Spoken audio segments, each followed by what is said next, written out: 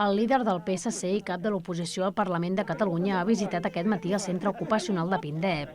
Salvador Illa, acompanyat del diputat Raúl Moreno, que coneix bé la tasca de l'associació, i entre d'altres de l'alcalde de Santa Eulàlia, Francesc Bonet, ha fet un recorregut per les instal·lacions. Tot plegat en un moment d'efervescència a la cooperativa santaeulalienca, en ple procés d'elaboració dels lots de Nadal, una de les moltes facetes de la polièdrica activitat de Pindep. M'ha semblat una tasca magnífica, molt vocacional, sobretot molt innovadora, de projectar cap al futur coses noves, no? I també he tingut ocasió d'expressar el recolzament del meu grup polític a tot el que estan fent, no?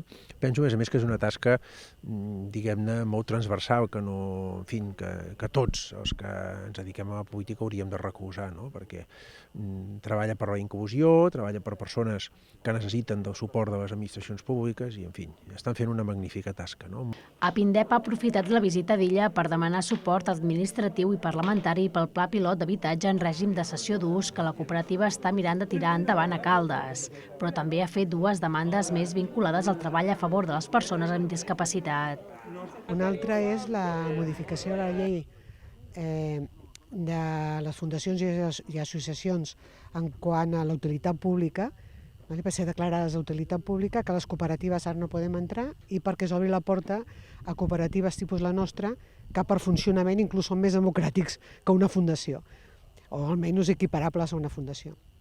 I per últim, una llei de la Seguretat Social que és molt perversa vers les persones amb discapacitat, perquè si qualsevol treballador o treballadora adquireix treballant una discapacitat, no li permet a l'empresa fer una desgravació de la quota com qualsevol altre treballador que tingués una discapacitat, encara que li adaptis al lloc de treball. No? Llavors, què acaben de fer les empreses? Acomiadant-los.